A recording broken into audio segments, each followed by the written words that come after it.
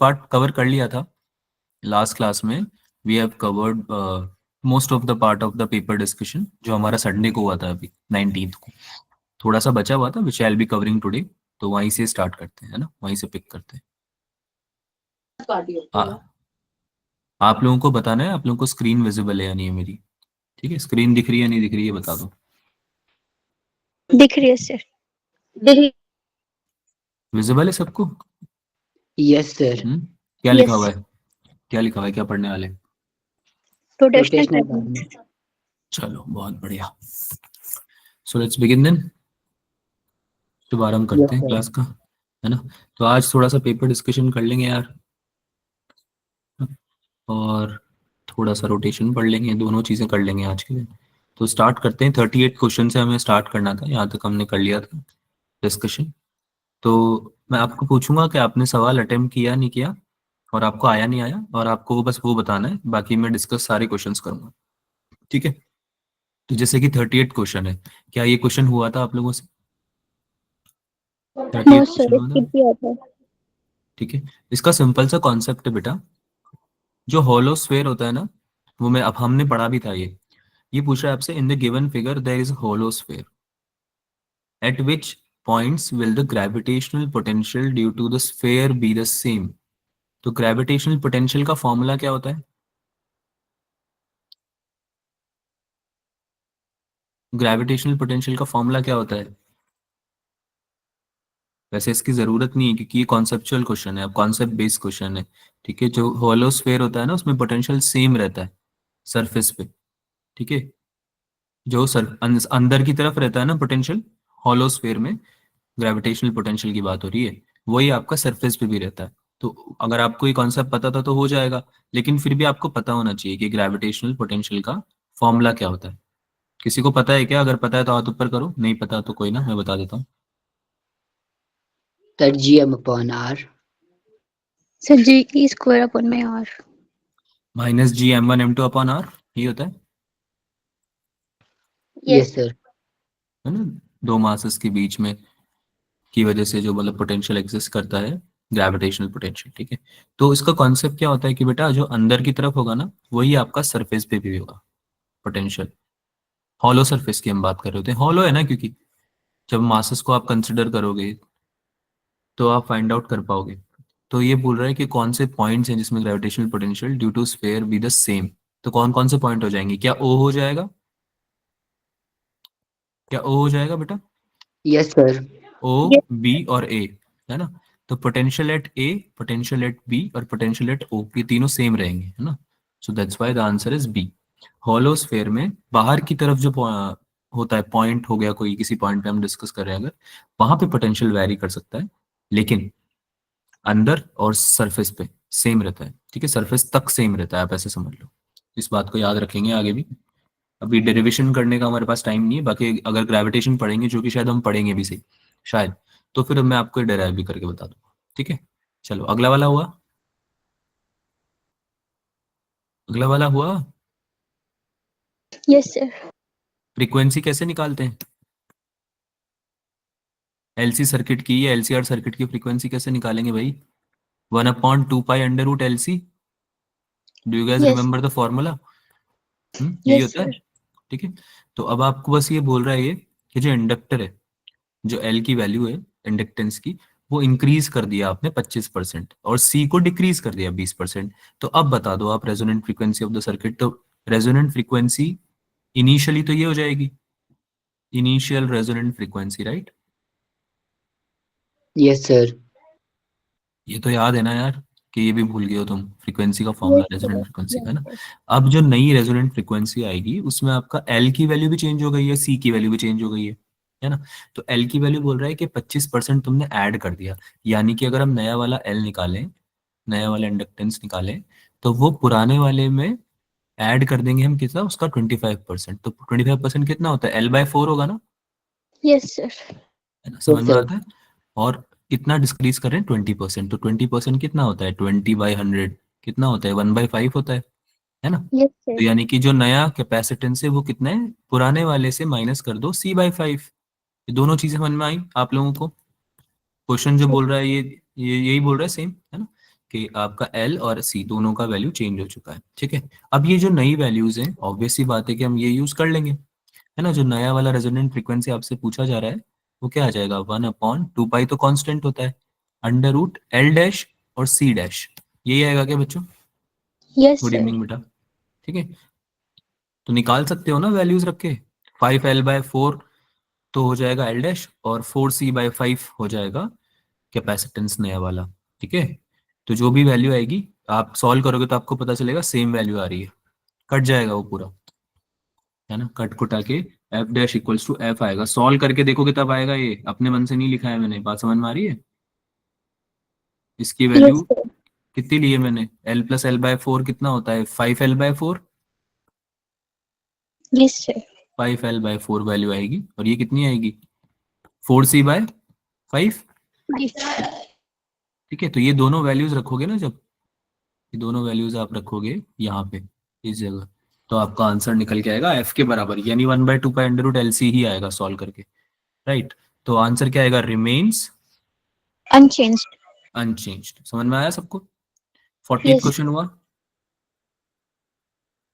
40th question नहीं हुआ होगा क्योंकि तुमने नहीं पढ़ा सर। नहीं है। थोड़ा सा मैं वही हिंट दे देता हूँ, जो चीज़ें आपने नहीं पढ़ी हैं उनको हम हिंट दे के आपको आगे कंटिन्यू करेंगे, क्योंकि थोड़ा बहुत पढ़ोगे ना तो अपने आप समझ में आ जाएगा, लेकिन अगर नहीं पढ़ा है तो उसमें टाइम बहुत ज़्यादा लग जाएगा, कि जो चीज़ें हमने पढ़ी ही नहीं है उसका हमको थोड़ा सा कॉन्सेप्ट भी समझना ज़रूरी हो जाता है फिर। ठीक है, तो यंग्स मॉड्यूलस की ज़रूरत पड़ेगी हमें इसमें सोल्यूशन में।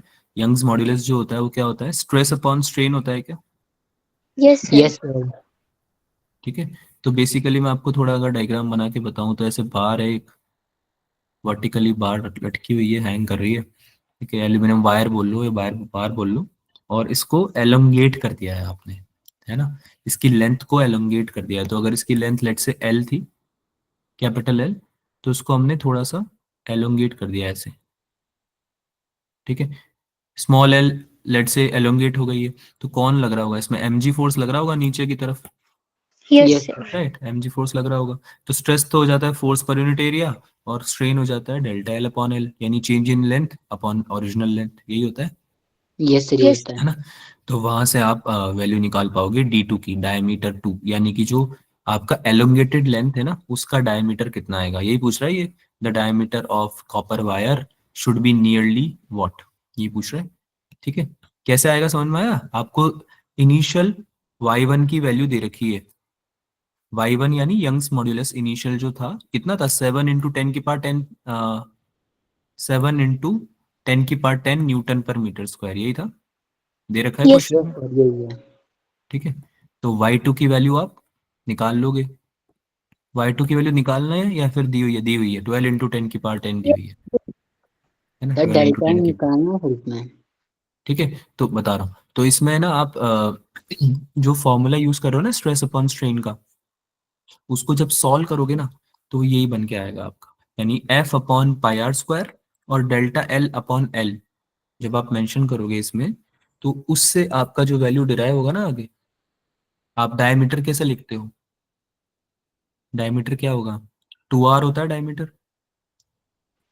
Yes sir. ठीक है, 2r होता है।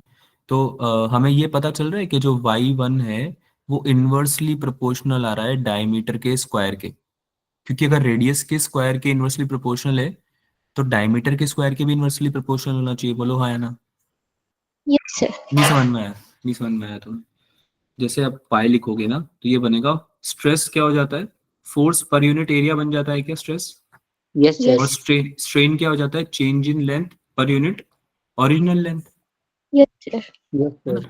तो ये जो एरिया वाला फैक्टर ये डिनोमिनेटर में नहीं जाएगा क्या, ये यस सर। कैपिटल एल तो ऊपर आ जाएगा, तो ये बन जाएगा फोर्स इनटू लेंथ, और नीचे क्या आ जाएगा, एरिया, यानी πr², यही होता है वायर का area, cross sectional area, yes sir.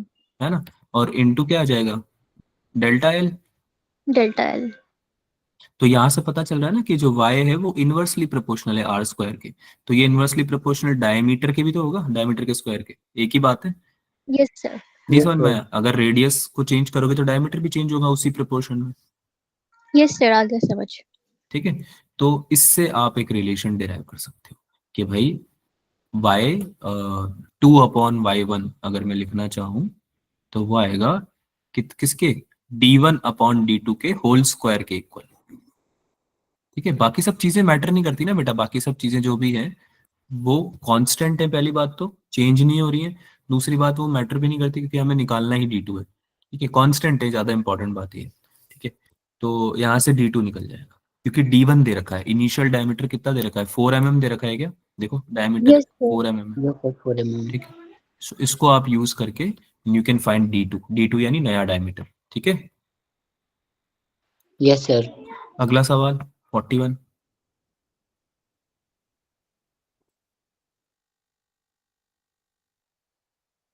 ये नहीं आया होगा तुमको, apparent depth और actual depth, an air bubble in glass slab दे रखा है, उसके अंदर एयर बबल है।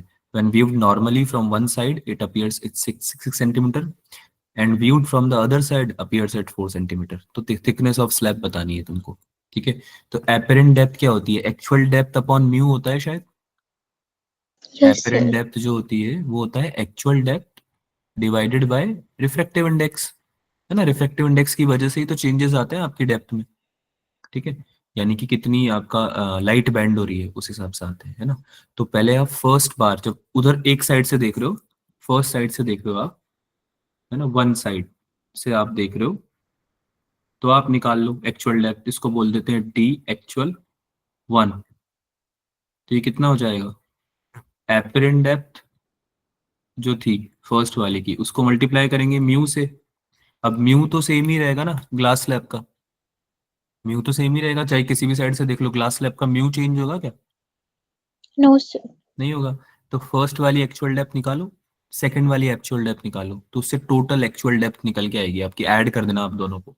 ठीक है, ये होगी फर्स्ट वाली, और अदर साइड से जब दूसरी साइड से देखोगे तो वो कौन सी हो जाएगी, सेकंड वाली, D actual 2। वो भी क्या हो जाएगा, म्यू टाइम्स D apparent 2, यानी अदर साइड वाली। ठीक है, वैल्यूज सबकी दी हुई है, आपको बस सॉल्व करके ऐड करना है।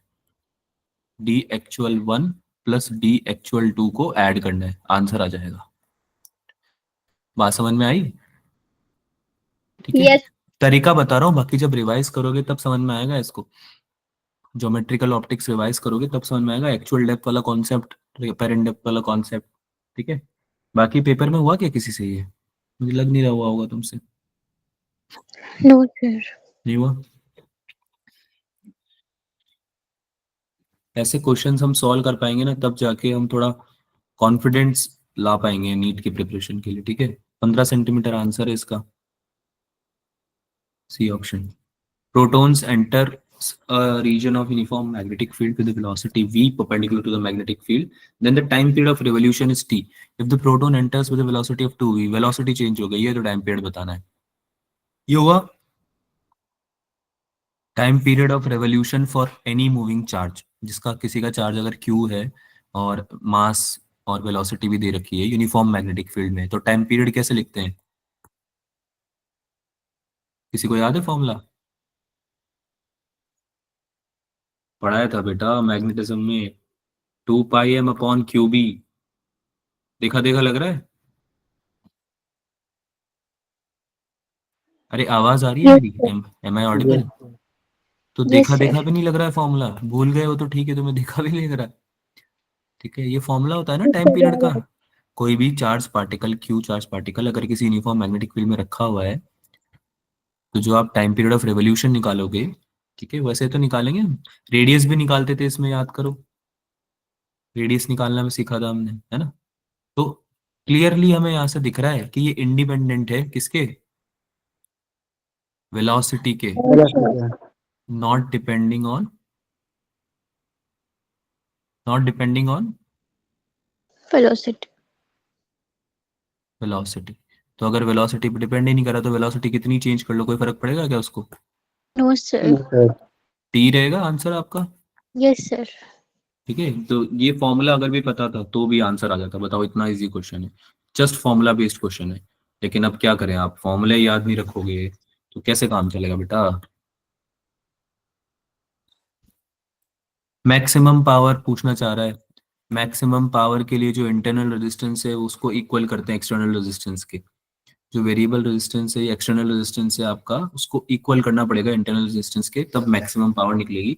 ये आपको अपनी नोटबुक में भी लिख लेना है, क्योंकि ये फंडा जो है, कॉन्सेप्ट जो है, वो आप लोग भूल जाओगे। ठीक है, for maximum power internal resistance should be equal to external resistance. बात समझ में आ रही है? अरे हाँ ना बोलो यार, इसको नोटबुक में नोट करो, सर ये कहीं फॉर्मूला है। कहीं पे नोट करो इसको। क्या आंसर आएगा इससे? बेटा आपकी मेरी आवाज आ रही है तुम लोगों को? Yes sir. सर ये रिपीट कर दो।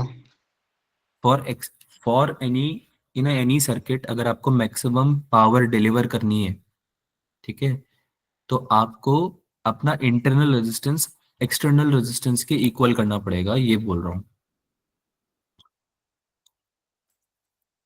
इसको नोट करो कॉपी में अपने।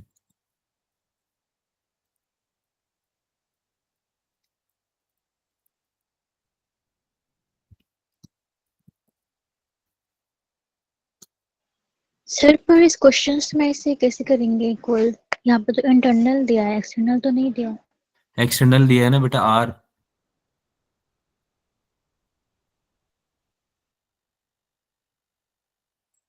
एक्सटर्नल दिया तो है आर। सर फिर तो 1.5 फॉर्म ही आएगा। सी तो आंसर है तो इसका क्या आंसर है? कुछ और आंसर दे रखा है क्या सोल्यूशन में? मैंने सोल्यूशंस नहीं देखे। कुछ और आंसर दे रखा है क्या? चेक कराता हूँ फिर, या तो मैं बताओ भाई, बाकी बच्चे भी तो बताओ यार। तुम लोग क्या मतलब ऐसे बस बैठे रहते हो क्या चुपचाप? थर्ड ऑप्शन है। पेपर सी ऑप्शन दे रखा है ना आंसर में। Yes sir. हाँ तो क्या दिक्कत है? सर एग्जाम एक्सटर्नल में तो, रेजिस्टेंस की वैल्यू आर है। क्या बोल रहे हो बेटा? दोबारा बोलो, मुझे आवाज नहीं आ रही आपकी। सर फिर हमें यहाँ पे 20 वोल्ट की बैटरी क्यों दे रखी है? बेटा कुछ भी दे पेपर में, एग्जाम में, उससे क्या मतलब है आपको? सर्किट की और भी इंफॉर्मेशन दे सकता है वो तो। आपके काम की भी तो होनी चाहिए वो इन्फॉर्मेशन। और ऐसा पहली बार थोड़ी हुआ है, कितनी बार ऐसा हुआ है कि इन्फॉर्मेशन, अभी ये जो इसके जस्ट ऊपर वाला क्वेश्चन था, उसमें क्या दिया हुआ है कि वेलोसिटी को ट्वाइस कर दिया। अब आप बताओ, क्या वो काम की है टाइम पीरियड निकालने के लिए? No sir. हाँ, लेकिन ऐसा नहीं कि गलत इन्फॉर्मेशन है, इन्फॉर्मेशन थोड़ी गलत होती है। करा होगा प्रोटॉन को, वेलोसिटी प्रोटॉन की बढ़ा दी होगी, ट्वाइस कर दी होगी। हम तो बस ये बोल रहे हैं कि हमारे टाइम पीरियड में कोई अंतर नहीं आएगा उसकी वजह से। तो सेम तरीके से 20 वोल्ट की बैटरी लगी हुई है, तो होगी ऑब्वियसली बैटरी, तो कुछ ना कुछ तो वैल्यू होगा इसी उसका। लेकिन उससे मैक्सिमम पावर डिलीवर जो हम करने वाले हैं, ठीक है, ट्रांसफर करने वाले हैं, उस पर फर्क नहीं पड़ेगा। जब हमें पावर अगर मैक्सिमाइज करनी है और हमारे पास दोनों रेजिस्टेंस है, दोनों टाइप के, इंटरनल भी और एक्सटर्नल भी, तो सबसे पहला कंडीशन होगा वो यही होगा कि आपको पहले उसको इक्वेट करना पड़ेगा मैक्सिमम पावर ड्रॉ करने के लिए। ठीक है, और अगर आपको ये पूछ लेना, ये भी पूछ सकते हैं कि मैक्सिमम पावर जो आप आ रही है, आपकी डिसिपेट हो रही है, वो एक्सटर्नल रेजिस्टेंस में कितनी आ रही है, एक्सटर्नल रेजिस्टेंस की वजह से। ठीक है, तो आप वही लगाओगे फॉर्मूला फिर, power equals to E square upon R, E square upon 4 R, sorry. ठीक है, E square upon 4 R, that is the formula you going to use for maximum power. वैसे तो आई स्क्वायर आर होता है फॉर्मूला, ये याद है ना सबको? पावर डिसिपेटेड का फॉर्मूला जो होता है, आई यस सर। स्क्वायर आर होता है ना। ओके, ठीक है। इसको नोट कर लो, इसलिए मैं बोल रहा हूँ कि इसको नोट कर लो, because this is something which you might not be getting in notes, but ये काम जरूर आएगा, इंपॉर्टेंट है। ठीक है, आगे चलते हैं। क्या आंसर है इसका? Third C option. ऑप्शन। ठीक है, यस सर। ये हुआ 44th हुआ, 44th यस हुआ, सर ये तो था 5/7 आ रहा था। 44 तो हो गया होगा यार, इजी था ये तो, है ना? इसमें तो आपको ये पता होना चाहिए बस कि एडियाबैटिक प्रोसेस का जो फॉर्मूला होता है वो क्या होता है ना, क्या होता है भाई एडियाबैटिक प्रोसेस में?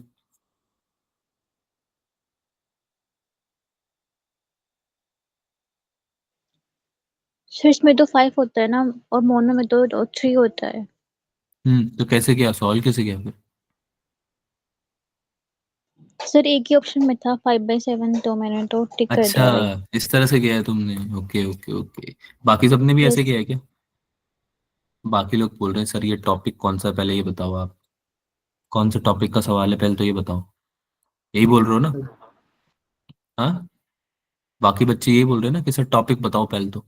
कौन से टॉपिक का क्वेश्चन है ये मुस्कान? सर डिग्री ऑफ फ्रीडम का है सर ये। केटीजी एंड थर्मोडायनेमिक्स का है? Yes sir. तो ये तो पता है ना।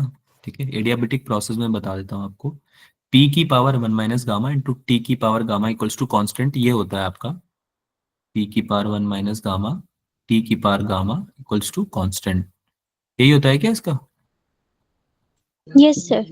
हम्म इस तरह से ही निकालते हैं, है ना। और इसमें दे रखा है P is directly proportional to T की पावर C, जिसमें कि C क्या है आपका? What is C? Diatomic gas. Gamma क्या होता है? अब तुमने इतनी बातें बता दी तो ये भी बता दो गामा क्या होता है। गामा ही होता है ना ये। अरे गामा ही ना, P की पावर 1 - गामा पीवी की power gamma equals to constant होता है। एडियाबेटिक प्रोसेस में यस पढ़ा सर। हुआ है। ठीक यस। है, क्या होता है गामा? इंडेक्स होती है ना इसकी, एडियाबेटिक इंडेक्स। हम्म चलो चलो छोड़ो, अभी केटीजी नहीं पढ़ा है तो इट्स ओके। एक बार इसको पढ़ लेना यार थोड़ा सा। मैं आपको सोल्यूशन तो बता देता हूँ बट इसको पढ़ लेना, केटीजी के क्वेश्चंस बहुत आते हैं। ठीक है, तो कैसे सॉल्व करेंगे इसको? बोल रहा है आपको कि आइडियल गैस है डायटोमिक। ठीक है, और आपको दे रखा है कि प्रेशर जो है वो टी की पावर सी के डायरेक्टली प्रोपोर्शनल है। तो आपका ये जो इंडेक्स है ना, टी की जो पावर है बेसिकली, इसकी वैल्यू निकालनी है तुम्हें। तो इसकी वैल्यू कैसे निकाल सकते हैं? Any ideas?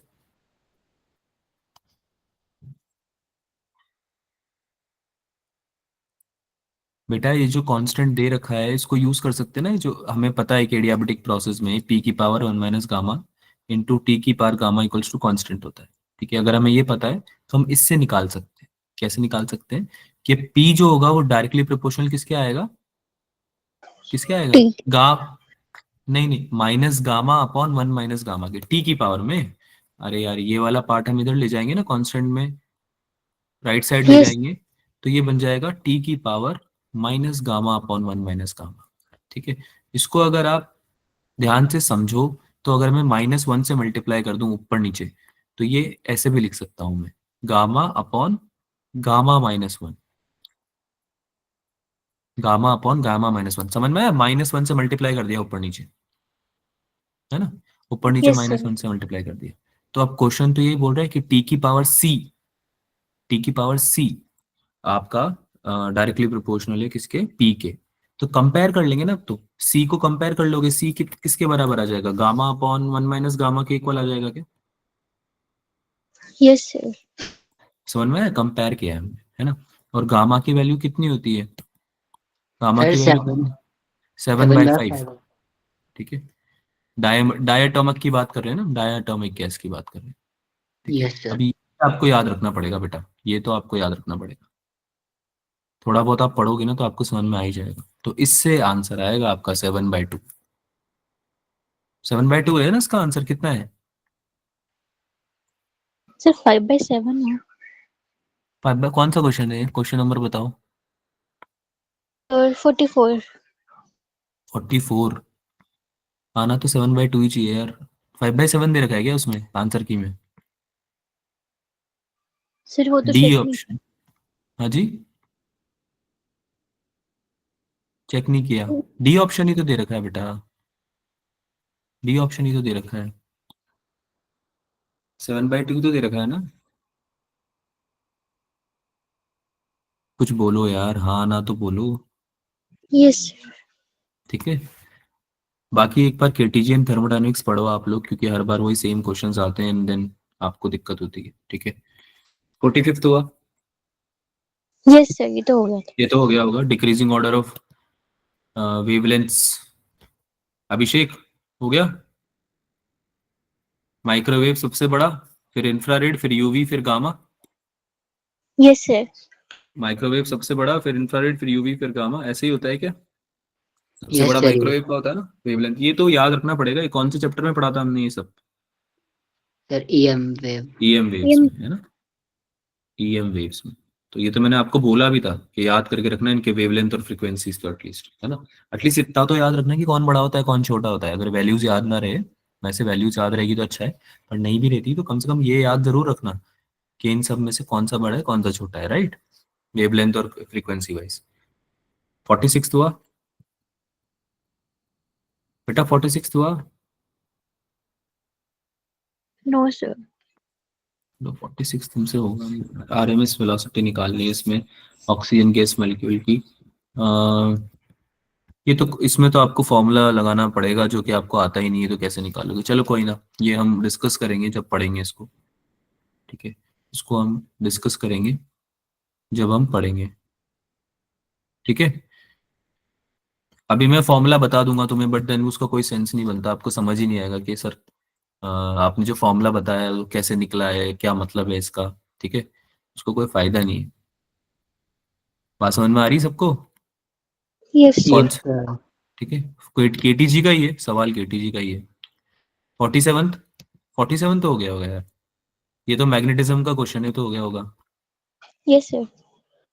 मतलब समझ में आया? अगर नहीं भी हुआ है तो सोल्यूशन वगैरह देखा आपने, समझ में आया?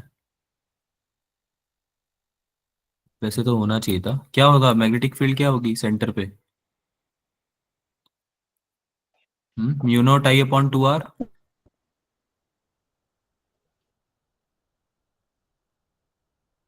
अरे कुछ बोलो भाई, हाँ या ना तो बोलो, आवाज आ रही है मेरी?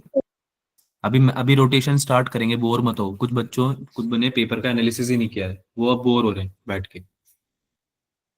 तो आई की वैल्यू क्या हो जाएगी, 2 br × mu naught, cross yes sir. Multiply करके।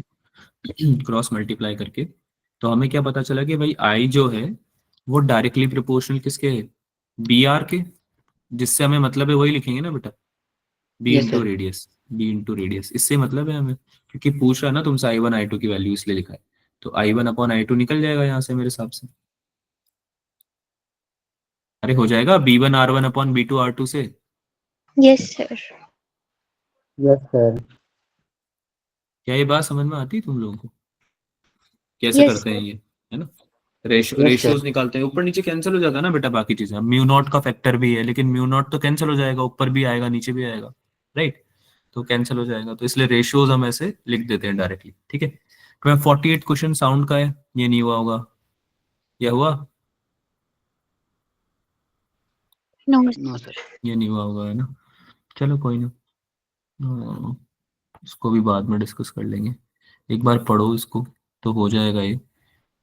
इमर्जन मॉडल फंडामेंटल फ्रिक्वेंसी, ठीक है, फंडामेंटल फ्रिक्वेंसी के बारे में बातें कर रही है आपसे, ओके। टेंशन जो है, टेंशन के साथ ऐसे वैरी करता है ये, √T। फ्रीक्वेंसी जो है ना वो डायरेक्टली प्रोपोर्शनल थी √T के। तो उससे आप निकाल सकते हो इसको, ठीक है। 49 हुआ। Yes sir.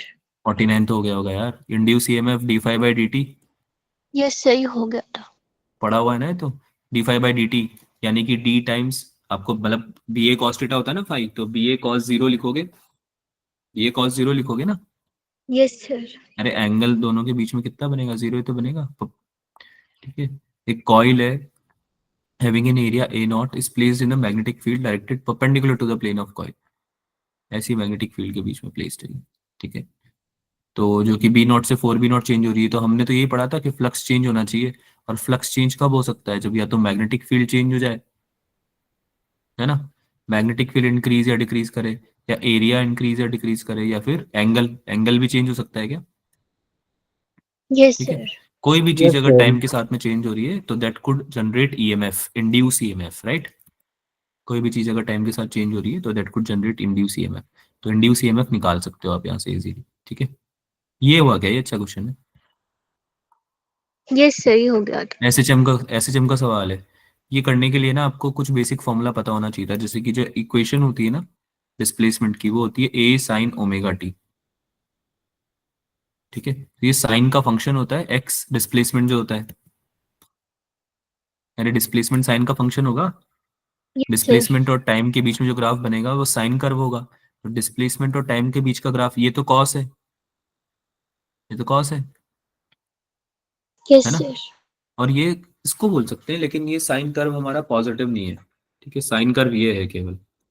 ठीक है, तो ए का कौन सा होगा पार्ट?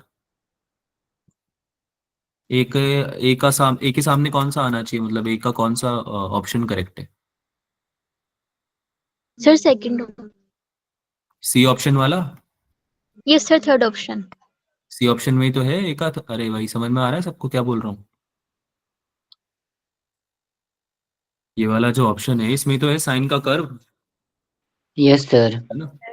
तो साइन का कर्व जो मतलब पॉजिटिव, ऑब्वियसली पॉजिटिव की बात कर रहा हूँ मैं, सिंस यहाँ पे कोई नेगेटिव साइन नहीं है ना बेटा, X equal to A sine omega T में कोई नेगेटिव साइन नहीं है, तो ये वाला ही होगा, थर्ड ऑप्शन है। ठीक है, ऑल्सो अगर आप इसको डिफरेंशिएट करोगे v निकालने के लिए dx बाई dt करोगे, यही तो होता है वेलोसिटी, वेलोसिटी एंड टाइम। तो ये क्या हो जाएगा, ये हो जाएगा ए ओमेगा, साइन का डिफरेंशिएशन क्या होता है, कॉस, यस सर।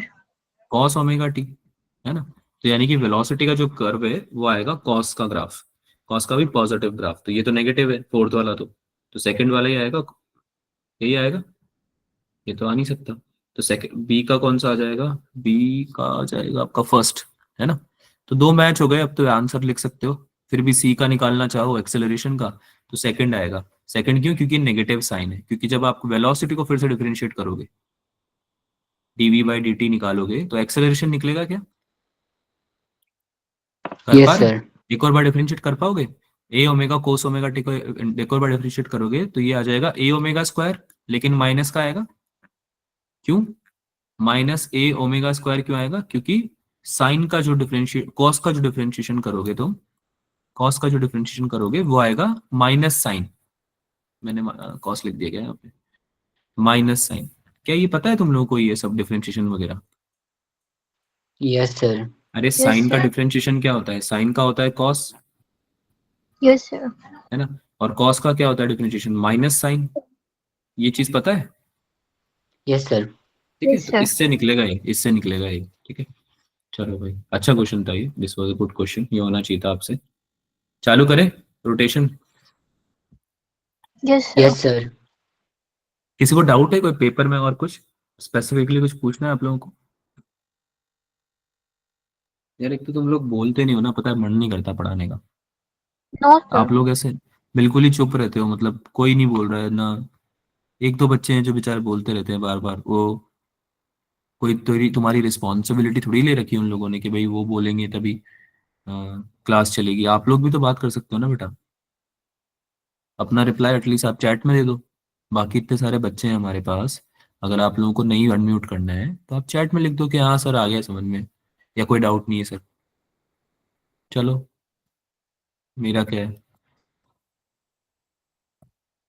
कितना समझाऊं मैं भी आप लोगों को। चालू करते हैं मोमेंट ऑफ इनर्शिया। तो मोमेंट ऑफ इनर्शिया होता क्या है पहले ही समझते हैं। किसी को पता है? Anybody knows moment of inertia क्या होता है? डेफिनेशन वाइज अगर हम समझना चाहें, फॉर्मूला तो तुम्हारे सामने लिख रखा है। अच्छा, इनर्शिया क्या होता है ये तो पता है ना, इनेबिलिटी की बात करते थे, याद करो। अरे एनएलएम में पढ़ा था यस ना, सर। Yes sir. इनेबिलिटी की बात करते थे, तो ये भी वही होता है बेटा। It is just the inability of body to rotate. वो क्या था, inability of body to change the state, है ना? पर यहाँ पे हम मूवमेंट की बात करें ना, मूवमेंट, मूवमेंट मतलब रोटेशन की बात आ जाती है, मूवमेंट मतलब रोटेशन की बात आ रही है। ठीक है, तो कोई भी बॉडी अगर रोटेट होना चाहती है, रोटेट तो समझते हो ना, कि रोटेशन का मतलब भी नहीं पता है, घूमना, यस है ना? सर। रोटेशन तो सर। समझते हैं हम, है ना? So the inability of a body to rotate about an axis is called MOI. यहाँ लिख देता हूं मैं इसकी डेफिनेशन। द इनेबिलिटी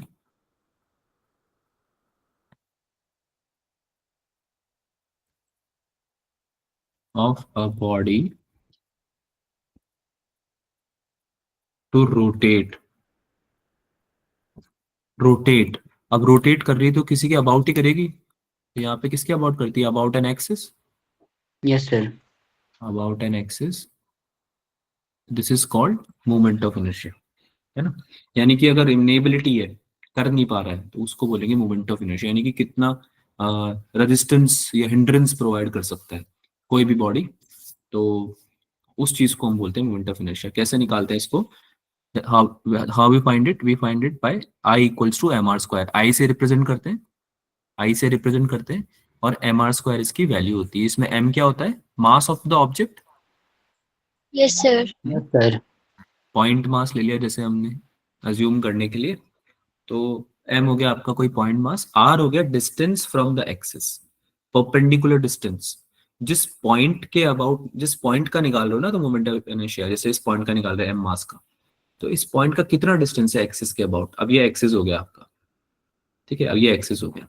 तो जैसे कि ये कोई एक्सिस है, इसके अबाउट अगर आपका एम मास रोटेट करना चाहता है, कैसे करेगा रोटेट? ऐसे कर सकता है, ऐसे घूम सकता यस सर। है ना?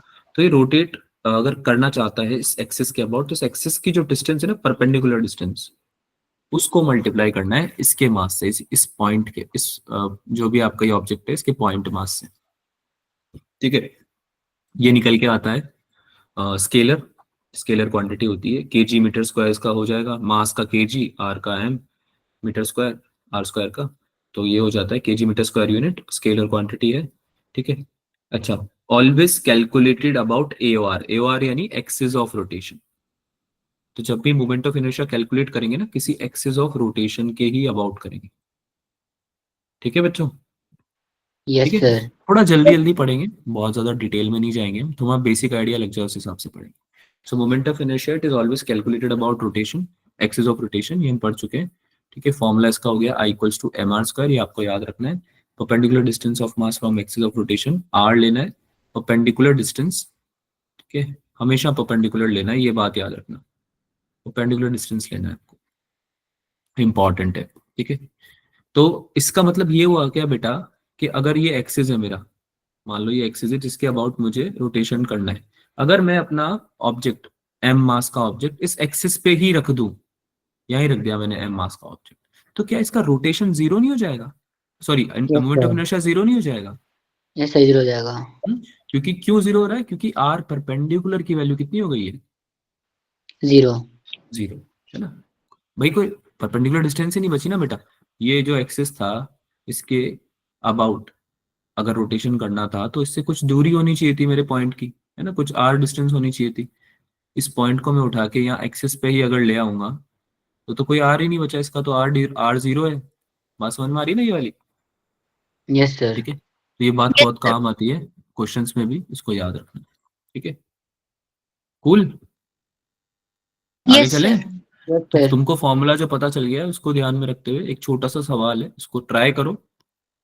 मैं चाहता हूं कि आप पहले ट्राई करो, 5 ऑप्शंस के आंसर बताने हैं आपको। You need to find the moment of inertia of 4 balls, they are arranged in a massless square. एक स्क्वायर है जिसका कि 4 मीटर लेंथ है, यानी कि हर साइड का 4 मीटर हो जाएगा। ये भी 4 मीटर हो गई, ये भी 4 हो गई, ये भी 4 मीटर हो गई, ये भी 4 मीटर हो गई, सबका साइड का लेंथ 4 मीटर है, ठीक है। तुम किसे किस किस के अबाउट निकालना है? एक तो एक्स एक्सिस, ये हो गया आपका x axis, this is your x axis. ये हो गया वाई एक्सिस, है ना, ये हो गया जेड एक्सिस, ठीक है। समझ में तो आ रहा है ना एक्सिस कैसे बनाए हुए हैं, ठीक है। सर। Yes sir. इसके अलावा एक एक्सिस पी पॉइंट से पास कर रहा है, पी पॉइंट से, ये पी दे रखा है आपको, ठीक है। तो एक पी एक्सिस हो गया, लेट से कि एक एक्सिस है पी जो कि यहाँ से सेंटर से पास कर रहा है आपके स्क्वायर के।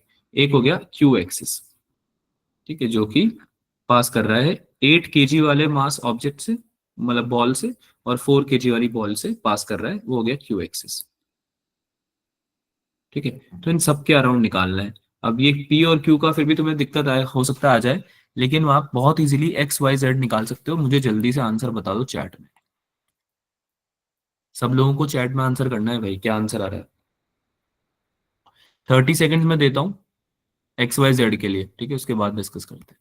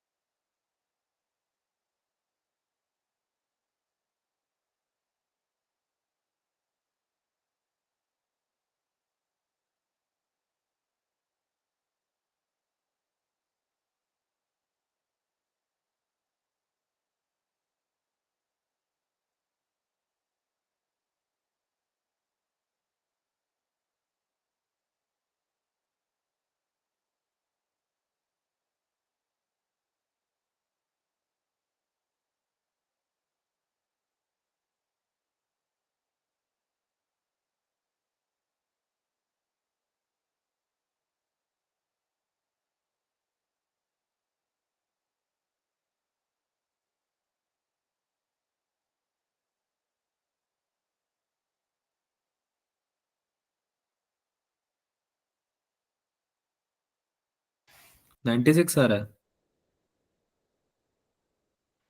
यस सर, एक्स अभी तो। एक्स के अराउंड, ठीक है। एक्स के अबाउट 96 आ रहा है, ठीक है। सबका निकालना है, ये बात समझ में तो आ रही है ना, सब सारे मासेस कंसिडर करने हैं। सर गलत हो सारे जाएगा मार्क्स पड़ेंगे? ऑब्वियसली बेटा। Find MOI of four balls, question में लिखा हुआ है ना, ये तो चारों बॉल्स का निकालना है। सवाल पढ़ो ना बेटा, ओके सर, एक मिनट। ठीक है, गलत हो जाएगा वरना।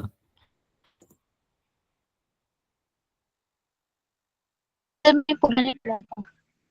कोई बात नहीं, अभी निकालो। सर एक्स वाई का तो आ गया पर जेड के नहीं आ रहा है। कितना आ रहा है एक्स वाई का? सर एक्स के आ रहा है 224 और वाई के आ रहा है हम्म 160। ठीक है। जेड का नहीं आ रहा? सर उसमें एक डायगनली लेंथ लेनी पड़ेगी ना सर। हाँ तो बेटा, हर बॉल के लिए आप परपेंडिकुलर डिस्टेंस लेनी है, ये बात समझ में आती है। हर बॉल के लिए सर परपेंडिकुलर डिस्टेंस लेनी है एक्सिस से। सर जेड एक्सिस से जो 6 kg वाला मास तो डायगनली लेनी पड़ेगी ना सर। बेटा जेड एक्सिस से जो 6 वाला मास है वो आएगा आपका, कितना आएगा सोचो, ये स्क्वायर बना हुआ है, ठीक है, और ये एक्स वाई प्लेन में। जेड एक्सिस तो ऐसे पास होगा ना, इससे ऐसे, ऐसे पास होगा ना, ऐसे। ओ सॉरी, कैमरा ऑफ है। अ, अभी दिख रहा होगा, अभी दिख रहा है।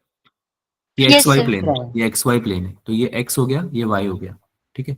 तो एक्स वाई प्लेन में ना स्क्वायर, तो हमारा स्क्वायर तो एक्स वाई प्लेन में है ना। और yes Z sir. Axis yes कैसे पास हो रहा होगा? ऐसे पास हो रहा होगा जेड एक्सिस, ऐसे परपेंडिकुलर यस सर।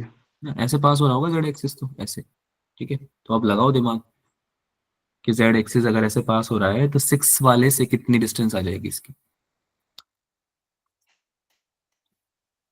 2 kg वाले ब्लॉक, 2 kg वाले मास का तो 0 हो जाएगा। 8 वाला यस जेड सर। एक्सिस से 4 मीटर का डिस्टेंस पे है, 4 मीटर, है ना। सर 4 kg और 8 kg तो 4 4 मीटर के डिस्टेंस पे है बट जो हाँ 6 kg वाला है वो 6 वाला डायगनली है, है। हाँ, डायगोनल के बराबर, ठीक है। शॉर्टेस्ट डिस्टेंस निकालनी ना, क्योंकि परपेंडिकुलर डिस्टेंस मतलब शॉर्टेस्ट डिस्टेंस, है ना। सर मेरे यस एक्स सर। के 320 आ रहा है। कितना आ रहा है, चलो ठीक, डिस्कस करें इसको बच्चों, यस यस सर। सर। या और टाइम चाहिए? यार तुम बाकी लोग क्यों नहीं रिप्लाई करते हो? ये दो बच्चे क्यों रिप्लाई कर रहे हैं? बाकी और लोगों को नहीं जानना है क्या कि क्या आंसर क्या आ रहा है या कैसे सॉल्व होगा? दीप्ति, अंशिका, बेटा आप लोग क्लास में यस। हो भी सही? Are you in the class? Yes. हाँ तो बेटा रिप्लाई करो ना, मुझे कैसे पता चलेगा तुम लोग क्लास में हो या तुमने चालू करके क्लास और निकल ली हो तुम कहीं पे। ना तुम लोग डिस्कस लिख रहे हो ना आंसर बता रहे हो, ऐसे मत बैठो यार। तुम लोग अब बिल्कुल एग्जाम के बिल्कुल पास में हो, ऐसे क्लास लेने का कोई फायदा नहीं है। मेरे को सीरियस बच्चे चाहिए अब मेरी क्लास में, जो कि जेन्युइनली नीट निकालना चाहते हैं, बोर्ड्स में अच्छे मार्क्स लाना चाहते हैं। नहीं चाहते तो आप लोग, कोई दिक्कत नहीं है, आप छोड़ सकते हैं क्लास को, ठीक है। रिप्लाई करो, नहीं आ रहा तो पूछो, करें सॉल्व करें, यस सर। Yes sir. ठीक है। भाई देखो, पहले तो मैं डिस्टेंसेस लिख लेता हूँ सारे। डिस्टेंसेस मेरे को जब तक नहीं पता होंगे तब तक मैं एम आर स्क्वायर नहीं निकाल पाऊंगा, जो मुझे निकालना है ना। यही होता है moment of inertia, M into R square, yes है सर ना, ये होता है। यही होगा। तो एम आर स्क्वायर कैसे निकालूंगा जब तक मुझे परपेंडिकुलर डिस्टेंसेस नहीं पता होंगे हर एक ऑब्जेक्ट के बीच में, हर एक बॉल्स के बीच में, सॉरी, ठीक है। तो मुझे ऑलमोस्ट सारे तो दे रखे हैं, जो मुझे निकालना है वो कौन सा होगा? क्या ये डायगोनल वाला डिस्टेंस होगा वो, ये वाला, यस सर। ठीक है। ये दोनों बॉल्स के बीच में कितना होता है स्क्वायर, स्क्वायर में डायगोनल 4√2 हो जाएगा क्या? Yes sir. अरे a√2 होता है ना डायगोनल की वैल्यू स्क्वायर में, यस यस सर। सर।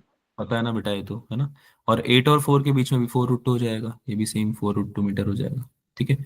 तो अगर मुझे ये समझ में आता है तो I can solve the question easily, ठीक है। कैसे? सबसे पहले मैं एक्स के अबाउट निकालना चाहता हूँ।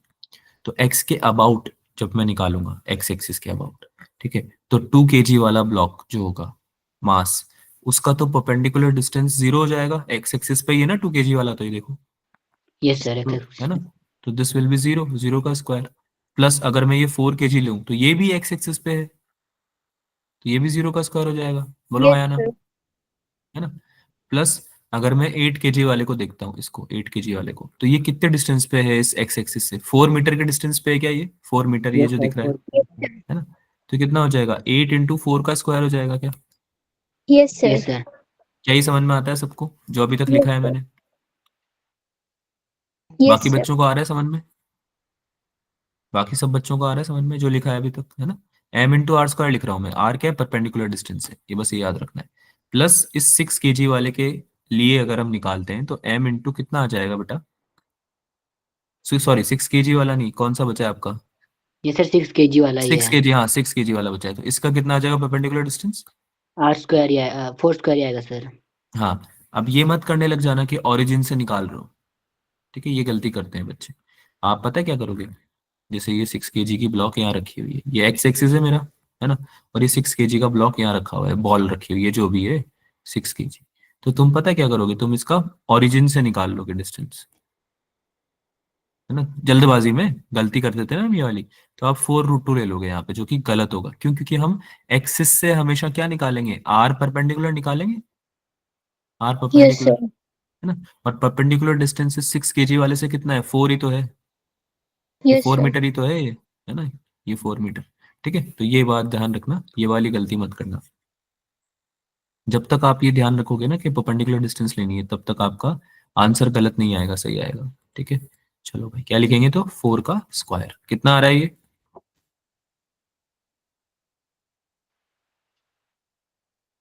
कितना आ रहा है भाई? 16 × 8, 4 4 16, 16, बाकी तो जीरो हो गया।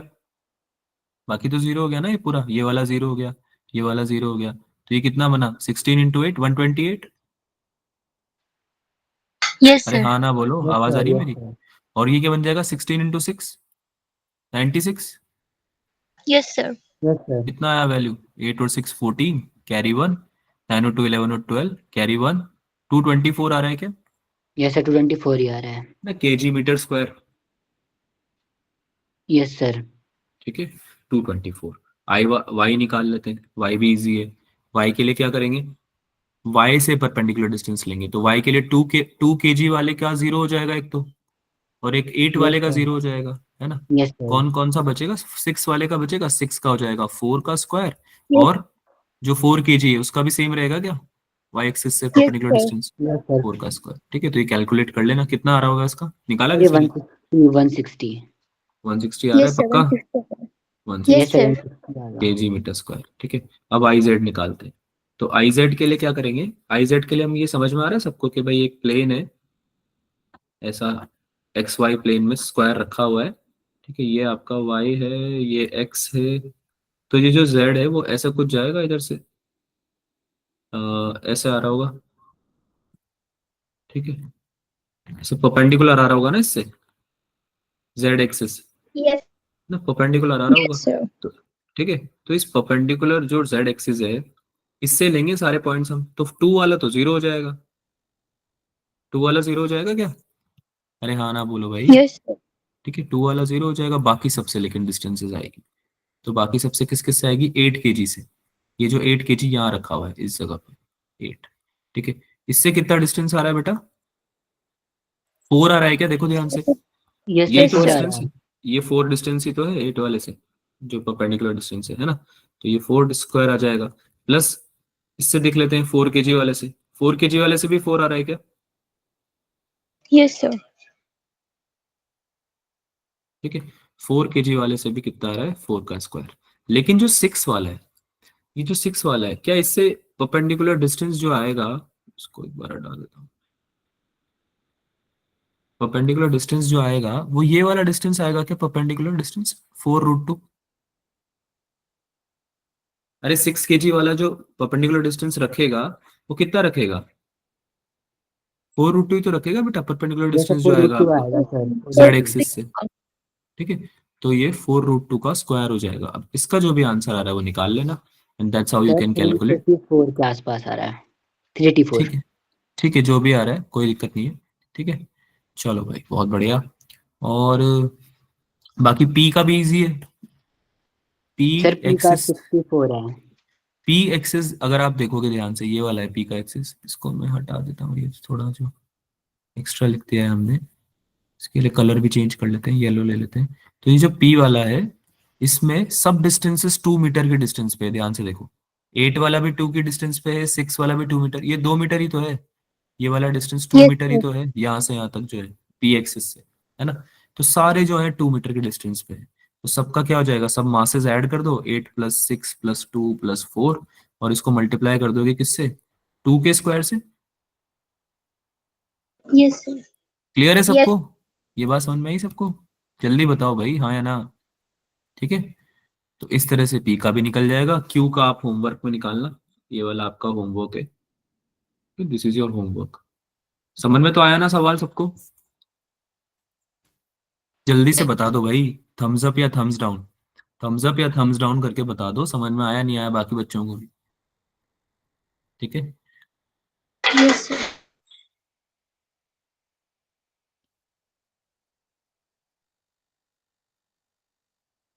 सना साक्षी ने तो बताया भाई, बाकी बच्चे ही बताओ, दीप्ति, अंशिका, अर्शिता, दीपक, ऋतिक, कितने सारे हो यार तुम लोग, क्या कर रहे हो? दीपक का तो नाम लेते ही छोड़ती है उसने क्लास, काफी इंस्टेंट रिएक्शन था।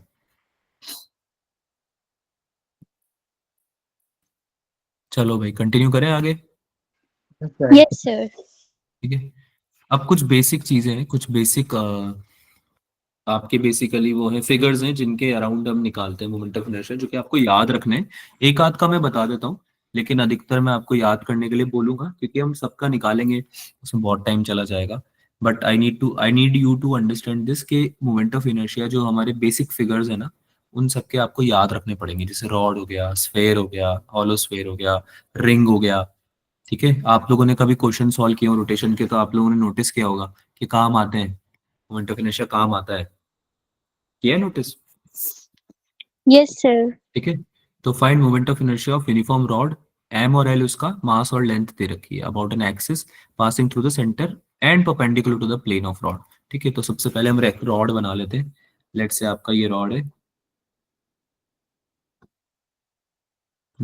रॉड बनाने में दिक्कत तो आएगी, चलो कोई ना। दिख रहा है ना, स्क्रीन तो दिख रहा है ना ऐसे? Yes sir. इंटरनेट इशू आ रहा है क्या? दिख रहा होगा यार स्क्रीन में से। ये आपका रॉड है, यस। ठीक है, दिस इज योर रॉड। तो थोड़ा 3D इफेक्ट दे देते हैं। ठीक है, और लेंथ कितना है इसका, मास है m और लेंथ है l, और इसके सेंटर से जो है एक्सिस पास कर रहा है आपका सेंटर से। ठीक है, इसके अबाउट निकालना है, मतलब perpendicular to the plane of rod, centre and perpendicular, perpendicular भी है क्या, ये परपेंडिकुलर भी है ना रॉड से? Yes sir. Yes sir. ठीक है, तो इसके अबाउट मोमेंट ऑफ इनर्शिया निकालना है तुम्हें। तो निकालने का तरीका क्या होता है वो मैं बता देता हूँ एक बार, उसके बाद आप बाकी के खुद से डिराइव कर पाओगे। ठीक है, तो लेट्स से कि इसका लेंथ है l और मास है m। ध्यान से सुनना मेरी बात को, डेरिवेशन एक समझ लो, बाकी सब खुद से कर सकते हो। इसका लेंथ है l, l लेंथ पे कितना मास है टोटल, m? अरे यस l सर। लेंथ, पूरी l लेंथ पे रॉड की कितना मास है टोटल, m मास है।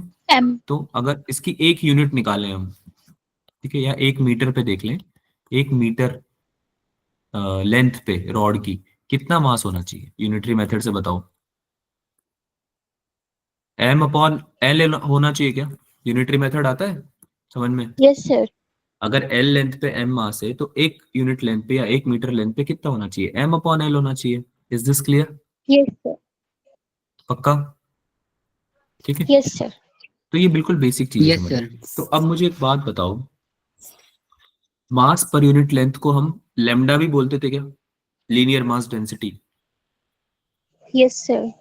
याद आ रहा है सबको, लीनियर मास डेंसिटी, अरे यूज करते थे ना lambda, linear mass density, yes sir.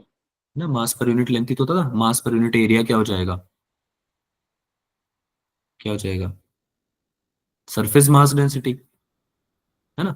तो ऐसे करके हम यूज कर सकते हैं लैम्डा का, क्योंकि हमें लैम्डा पता होगा, है ना। मास डिस्ट्रीब्यूटेड कैसे है पूरी लेंथ पे वो हमें पता होगा टोटल, लेकिन हम एक एक पॉइंट का नहीं निकाल सकते मास। ठीक है, तो इसलिए हमें लैम्डा का यूज करना पड़ता है। याद करो, हम बाकी जब डिराइव करते थे मैग्नेटिज्म में, इलेक्ट्रोस्टैटिक्स में, तो वहां पे भी हम इसलिए यूज कर रहे थे क्या इनका, linear charge density, surface charge density, volume charge density, इनका यूज कर रहे थे ना, हम इसीलिए तो कर रहे थे, क्योंकि हमें हर पॉइंट पे थोड़ी पता होता है चार्ज कितना होगा।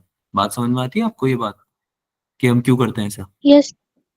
ठीक है, तो लेट्स अज्यूम कि इस एक्सिस के अराउंड कुछ ओमेगा से, ओमेगा समझते हो, एंगुलर वेलोसिटी यस सर। से रोटेट कर रहा होगा ये। लेट्स से कि यहाँ पे हमने क्लैंपिंग कर दी है, क्लैंपिंग यानी हमने एक्सिस फंसा दिया है, एक्सिस को क्लैम्प कर दिया है, स्टेबल कर दिया है, और इसके अबाउट ओमेगा से ही रोटेट कर रहा है। तो अब डिराइव करने के लिए हम एक, याद करो, जब भी हम डेंसिटीज यूज करते थे, लीनियर मास डेंसिटीज या सरफेस चार्ज डेंसिटीज, तो हम एक छोटा सा वो लेते थे क्या, डीएक्स लेंथ का एक सेक्शन लेते थे, यस पैच लेते सर। थे, और फिर उसको इंटीग्रेट कर देते थे पूरे आपके जो भी फिगर था आपका, मतलब जो भी आपकी रॉड है, क्या बोलते हैं, और क्या स्फेयर है, जो भी है ना, उसके पूरे सरफेस पे या उसकी पूरी लेंथ पे, जिस पे भी हम कर रहे हैं, इंटीग्रेट कर देते थे। तो हम सेम तरीके से यहाँ पे भी इंटीग्रेशन का यूज कर सकते हैं। तो हम क्या करेंगे, एक्स डिस्टेंस पे एक टीएक्स लेंथ का एलिमेंट ले लेंगे रॉड पे, एक्स डिस्टेंस पे यस डी सर। लेंथ का, डीएक्स लेंथ का क्या ले लेंगे, रॉड। डीएक्स लेंथ का एलिमेंट ले एलिमेंट ले लीजिए सर लेंगे, एक। है ना, एलिमेंट ले लेंगे, जिसका की लेंथ तो डीएक्स है, और इसका मास भी होगा ना कुछ डीएम मास, अरे कुछ मास भी तो होगा इस एलिमेंट में, रॉड रॉड का कुछ मास इस एलिमेंट में भी तो होगा, जिसको बोल सकते हैं डीएम मास, है ना। अब डीएम मास क्यों ले रहे हैं, क्योंकि हम मोमेंट ऑफ इनर्शिया के लिए मास की तो रिक्वायरमेंट होगी ना बेटा, है ना। तो एक बात बताओ मुझे, क्या मैं ऐसे लिख सकता हूँ, DM will be equal to lambda times DX? देख के बताओ सही लिखा है क्या, यस सर। यस सर है ना। सही लिखा लैम्डा है। आपकी मास पर यूनिट लेंथ होती है, तो इस एलिमेंट के लिए भी मास पर यूनिट लेंथ लैम्डा ही रहेगा, कांस्टेंट होता है ना लीनियर मास डेंसिटी तो। यस अरे सर। यार लिखना पड़ेगा लगता है यहाँ पे, अलग से लिखना पड़ेगा, तो हाँ या ना नहीं बोलते। लैम्डा क्या होता है, linear mass density, linear yes sir. Mass density, ठीक है। ये होता है मास पर यूनिट लेंथ, है ना, केजी पर मीटर, केजी पर मीटर यूनिट हो जाएगी, है ना। तो इसका यूज कर रहा हूँ यस मैं सर। आपका मोमेंट ऑफ इनर्शिया निकालने के लिए, ठीक है। तो चलो, अगर ये समझ में आ गया है, तो अब आपको ये समझ में आता है कि रॉड का अगर मोमेंट ऑफ इनर्शिया निकालना है, I need to find the moment of inertia of rod, जो कि क्वेश्चन में भी दिया हुआ है, अगर पढ़ो ध्यान से तो आपको इस जो एलिमेंट लिया है आपने डीएम मास का, जिसपे मोमेंट ऑफ इनर्शिया जो आएगा वो डी आई के बराबर आएगा। अरे yes D sir. D I yes आएगा ना, सर। यस छोटा सर। छोटा सा एलिमेंट पे डी आई, पूरा रॉड पे अगर आई है तो छोटे से एलिमेंट पे डी आई आएगा, तो आपको डी आई को इंटीग्रेट ही तो करना है ना, डी आई को इंटीग्रेट कर दो पूरे उसके लिए। लेकिन इसमें दिक्कत है, दिक्कत क्या है, अगर ये एक्सेस होता आपके लेफ्ट साइड में ओरिजिन पे, यानी कि जैसे कि मेरी ये रॉड है, ठीक है, ये रॉड है, और इसमें अगर मेरा एक्सेस ये वाला होता, तो मैं सीधा बेटा जीरो से लेकर इसकी पूरी लेंथ पे इंटीग्रेट कर देता। अगर इसकी लेंथ यस एल सर। है, यस सर। तो इंटीग्रेशन कहाँ से कहाँ तक होता है, जीरो से एल होता है, ये बात समझ में आती है ना। लेकिन अभी कहाँ पे है, अभी सेंटर से पास हो रहा है, तो अभी जीरो से एल कर सकता हूँ क्या मैं इंटीग्रेट, नहीं कर सकता, ठीक है। वरना सेम बेटा, वरना सेम आंसर आ जाएगा ना, सेंटर के अबाउट यस भी सेम सर। आएगा, और लेफ्ट लेफ्ट जो कॉर्नर में जा रहा है एक्सिस, उसके अबाउट भी सेम आएगा, which is not practically possible, ठीक है। तो आपको ये बात समझनी पड़ेगी कि ये L/2 डिस्टेंस अगर राइट साइड में है, कितना डिस्टेंस है राइट साइड में, सेंटर से पास हो रहा है तो L/2 है, सर। तो एल बाई आपका टू। जो लेफ्ट, यस सर। तो ये, तो अगर इसको हम ओरिजिन मान लें, अगर हम इस एक्सिस को, एक्सिस ऑफ रोटेशन को, एक्सिस ऑफ रोटेशन को अगर हम ओरिजिन मान लें, तो इसके लेफ्ट वाला जो आपका लेंथ हो जाएगा वो कितना हो जाएगा, -L/2, क्या हो जाएगा, -L/2, मैं ठीक है। तो इसको हम इंटीग्रेट करेंगे -L/2 से लेकर L/2 तक, ये बात समझ में आई। इंटीग्रेशन यस कहाँ सर। से कहाँ तक होगा, yes minus L sir. By two से L/2 तक। अब आपका पूरा रोड कवर हो जाएगा इसमें, ठीक है। और डी आई को तुम क्या लिख सकते हो, गैस करो, डीएम इंटू डिस्टेंस कितना था, परपेंडिकुलर डी। डिस्टेंस कितना था हाँ। एलिमेंट का एक्सिस से, एक्स था क्या, अरे आर Yes, की sir. जगह एक्स लिया था ना हमने, डिस्टेंस एक्स डिस्टेंस दूर था ना आपका ये एलिमेंट, ठीक है, तो डीएम इंटू एक्स स्क्वायर। ये समझ में आया? Yes sir. Yes, ये sir. समझ में आया? ठीक है। और ठीक है, कूल। डीएम को क्या लिख सकते हो? डीएम को क्या लिख सकते हो? यहां से देखो क्या लिख सकते हो, डीएम को लैम्डा इंटू डीएक्स लिख सकते हो, लैम्डा इंटू डीएक्स लिख यस सकते हो। Yes. सर। तो ये क्या हो जाएगा, इंटीग्रेशन लैम्डा इंटू डीएक्स का हो रहा है, यानी कि इंटीग्रेशन हो रहा है आपका मास per unit length into dx का। ठीक है, यहाँ पे एक्स स्क्वायर भी है ऑब्वियसली, ऑब्वियसली यहाँ पे एक्स स्क्वायर भी है। ठीक है, माइनस एल बाई टू से L by to, minus L by to से एल बाई टू। ठीक है, समझ में आया? ये लैम्डा की जगह एम अपॉन एल लिखा है मैंने, Yes, sir. Yes sir. पक्का समझ में आया ना? ठीक है, तो एम अपॉन एल तो यस सर। कांस्टेंट रहेगा, उसको थोड़ी इंटीग्रेट करोगे। अरे मास और लेंथ तो जो है पूरे रॉड की वो तो दे रखी ना ऑलरेडी, सेम है वो तो कांस्टेंट है ना। मास थोड़ी चेंज हो रहा है पूरी यस रॉड सर। पे, पूरी रॉड पे थोड़ी चेंज हो रहा है, एलिमेंट पे चेंज हो रहा है, तो एम अपॉन एल को बाहर निकाल सकते हैं। तो इंटीग्रेशन किसका हो जाएगा, डीएक्स इंटू एक्स स्क्वायर, यानी एक्स स्क्वायर का इंटीग्रेशन हो जाएगा। एक्स स्क्वायर का इंटीग्रेशन आता है सबको? X square yes sir. Integration आता है, क्या होता है? X cube upon three. अरे ये M X by 3। M upon L तो बाहर आ जाएगा, और इंटीग्रेशन क्या होगा, एक्स क्यूब अपॉन थ्री, कहाँ से कहाँ तक, माइनस एल बाई टू से एल बाई टू तक। अब इसको सॉल्व कर सकते हो तुम बहुत इजीली। एक्स क्यूब की जगह आ जाएगा एल बाई टू का whole cube minus minus of L by two का होल क्यूब, है ना, ऐसे एक ओपन कर देना ब्रैकेट, तो वो सॉल्व करोगे फर्दर, तो आंसर कितना हो जाएगा, एम एल स्क्वायर अपॉन 12। क्या आंसर आएगा बच्चों, M M L S square square point upon 12। 12, that is the value of moment of inertia of rod about an axis which is passing through the center of the rod। क्या ये integration differentiation derivation पूरा आपको समझ में आया? Yes sir, आ गया। ठीक है, Yes. Okay cool. अगर आपको किसी एक्सिस के, आपका एक्सिस अगर किसी एज के एंड के अबाउट है, तो M L square upon three answer आता है। ठीक है, निकाल लेना वो बैठ के, जैसे कि ये फाइंड रिंग रिंग का है ये। लेकिन अगर मैं रॉड का ही आपको बताना चाहूँ तो मैं बता देता हूँ, यही बता देता हूँ, बाकी तो तुम लोग याद कर ही लेना, सारे तो हम निकाल भी नहीं सकते, ये बात तो समझ में आ गई होगी आपको, काफी टाइम लग जाएगा वरना, है ना, टाइम भी हो गया है। Yes sir. ठीक है, तो अगर एक एंड के अबाउट अगर आपको निकालना है ना, तो ये आता है M L square upon three. कितना आता है, M S M L square point square 3। MS अपॉन, square. ठीक है। और मेरे ख्याल से समझ में आ गया होगा तुम्हें कि हर पॉइंट जिससे एक्सेस पास हो रहा है, अगर वो अलग अलग जगह से पास हो रहा है तो अलग अलग मोमेंट ऑफ इनर्शिया आएगा, राइट? Yes sir.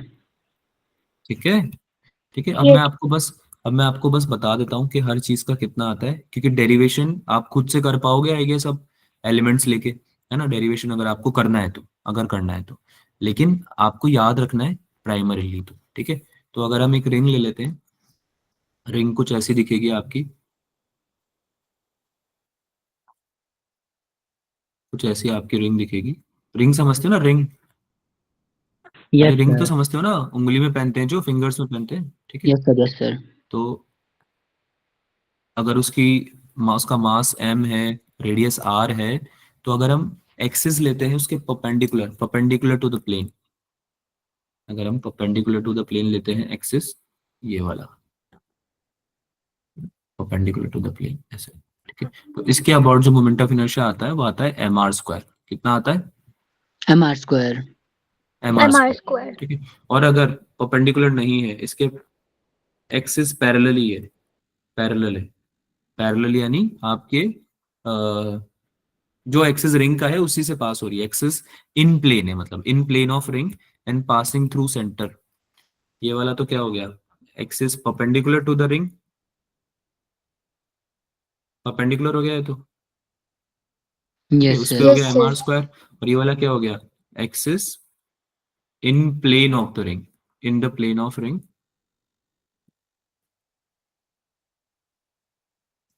पर सेंटर से भी पास होनी चाहिए, पासिंग थ्रू सेंटर। ठीक है, तो इसका कितना हो जाएगा, इसका हो जाएगा mr² / 2। कितना हो जाएगा? mr²/2। mr²/2। ठीक है, तो ये आपको याद रखना है। आई बात समझ में? Yes sir. सर। ठीक है, बाकी आप इसी इंफॉर्मेशन को यूज करके काफी सारे सवाल सॉल्व कर सकते हो। ठीक है, कोई परेशान होने की जरूरत ही नहीं है। और थोड़े और बात कर लेते हैं, और इसके अलावा मेरे ख्याल से रेक्टेंगल और, हाँ ये रहा, रेक्टेंगल और स्क्वायर का भी निकाल सकते हैं। रेक्टेंगल का अगर आपको देखना है तो रेक्टेंगल का एक जो प्लेन में एक्सेस होते हैं वो तो आपके लेंथ के हिसाब से हो जाएगा। जैसे कि अगर मैं कोई रेक्टेंगल ले लेता हूँ, ऐसे ऐसे मैंने रेक्टेंगल ले लिया। ठीक है, तो एक तो मेरी लेंथ हो जाएगी इसमें, लेट से कि ये आपका हो गया ब्रेथ ए हो गया, और लेंथ हो गई बी, लेंथ हो गई बी। ठीक है, तो एक तो एक्सेस मेरा पास कर जाएगा यहाँ से पास करेगा एक तो, right. Yes sir. Yes sir. और एक पास कर जाएगा ऐसे, है ना। और एक परपेंडिकुलर भी होगा क्या yes sir, Z perpendicular direction होगा। में? ये तो एक तो एक्स हो, ये तो एक्स हो गया, लेट से ये एक्स है, ये वाई है, तो एक परपेंडिकुलर भी तो होगा इसके। Yes sir. ठीक है, उसको कौन से कलर से बनाए? ग्रीन दिख जाएगा क्या तुम्हें? ग्रीन कलर, ग्रीन कलर से बना के यस देखो। सर।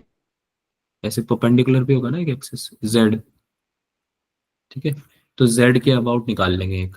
तो आपका एक्स और वाई के अबाउट जो होता है वो अब डिस्टेंसेस के हिसाब से होगा। डिस्टेंसेस सेम तो होने वाली है नहीं, क्योंकि जो एक्स से पास हो रहा है, ध्यान से सुनना मेरी बात, जो एक्स एक्सिस से पास हो रहा है, अगर आपने ये एक्सिस लिया है तो, ठीक है, वो तो उसका डिस्टेंस कितना आ रहा है, उसका डिस्टेंस कितना आ रहा है, बी वाला, बी वाले डिस्टेंस पे होगा वो, है ना। अरे समझ में आ रहा है ना, ये वाला डिस्टेंस तो बी होगा, ये वाला डिस्टेंस तो, है ना। तो जो एक्स से पास हो रहा है उसका वाला मोमेंट ऑफ इनर्शिया कितना होता है? mv²/12। क्या होता है? mv²/12। mv² point mv square. ठीक है, और जो आपका ये वाला एक्सिस होता है, वाई एक्सिस या अलोंग द लेंथ जो होता है, ये इसका आंसर आता है ma²/12। ये बात समझ में आई? Yes sir. ठीक है, अकॉर्डिंग टू लेंथ होगा ना इस पर, सेम नहीं, क्योंकि लेंथ, और ये जो जेड होता है परपेंडिकुलर टू एक्सिस, ये perpendicular to plate, rectangular plate है ना, इसकी वजह से जो होता है एम जेड। मैं आपको बस अभी फॉर्मूलाज बता रहा हूँ, डेरिवेशन आप मेरे ख्याल से कर सकते हो खुद से। ये हो जाएगा m/12, दोनों की वजह से होगा, अब ये परपेंडिकुलर में तो a² + b²। ठीक है, अरे यस ठीक सर। है, ठीक है। इनको यस सर। डिराइव करने के और भी तरीके होते हैं, ऐसे कोई जरूरी नहीं कि आप एलिमेंट लेके डिराइव करो, भी बताऊंगा मैं। स्क्वायर प्लेट में अगर हम देखें, स्क्वायर प्लेट अगर दोनों तरफ से ए साइड है, तो इसमें एक्स और वाई तो दोनों ma² / 12 हो जाएगा, राइट। अगर मेरा स्क्वायर प्लेट है यस सर। तो दोनों लेंथ ए है, अब तो ये वाली लेंथ भी ए है, ये वाली लेंथ भी ए है। तो अगर मैं अपने एक्सिस की बात करूं जो कि प्लेन में ही है, दोनों के अबाउट कितना होने वाला है? ma²/12। बोलो हाँ या ना, है ना। Yes sir. Yes sir. लेकिन अगर हम परपेंडिकुलर की बात करें, परपेंडिकुलर जो होगा इसका परपेंडिकुलर एक्सिस जो होगा जेड, ठीक है, तो इसके अराउंड कितना होगा? ma²/6, perpendicular to plate. ठीक है, और ये क्या है? ये वाला एक्सिस क्या है? ये वाला और ये वाला एक्सिस क्या है? In plane, passing to centre, centre से पास हो रहे हैं लेकिन, ठीक है। अगर सेंटर से पास नहीं होंगे तो बताऊंगा आगे कैसे सॉल्व करना है। यहाँ तक समझ में आया? Yes yes sir. सर। अब बात करते हैं पैरेलल एक्सिस थ्योरम की, जो कि आपको काफी हेल्प करने वाली है। अच्छा, ये मैंने स्फेयर, होलो स्फेयर, ये कुछ नहीं लिए। सॉलिड स्फेयर का जैसे 2/5 mr² होता है सेंटर के अबाउट, ठीक है। ये सब बातें मैं इसलिए बोल रहा हूँ क्योंकि बहुत सारे हैं बेटा, सारे नहीं बता पाएंगे हम आपको। सॉलिड स्फेयर होता है ना जो, उसका कितना होता है सेंटर से? 2/5 mr²। ठीक है, अरे हाँ ना बोलो बेटा, यस सर। आवाज आ रही है? हाँ ना तो बोलोगे ना। ठीक है, तो parallel axis yes sir. Theorem और परपेंडिकुलर एक्सिस थ्योरम कर लेते हैं कवर। एक बार मैं जो बोल रहा हूँ उसको ध्यान से सुनना, जो भी है ना सिलेंडर, स्फेयर, होलो स्फेयर जो भी बचे हुए हैं, वो सारे आपके मॉड्यूल में दिए हुए हैं, उनको याद जरूर करना। ठीक है, कोन, होलो कोन, सॉलिड कोन, ठीक है, इनको याद जरूर करिएगा, अदरवाइज फिर आपको बहुत दिक्कत आएगी अगर आ गया इनमें से कोई तो। ठीक है, ये बात क्लियर है सबको? Yes sir. पक्का? यस ठीक है, समझ में आ रहा है? चलो यस बहुत सर। बढ़िया। Okay okay okay, parallel axis theorem कर लेते हैं।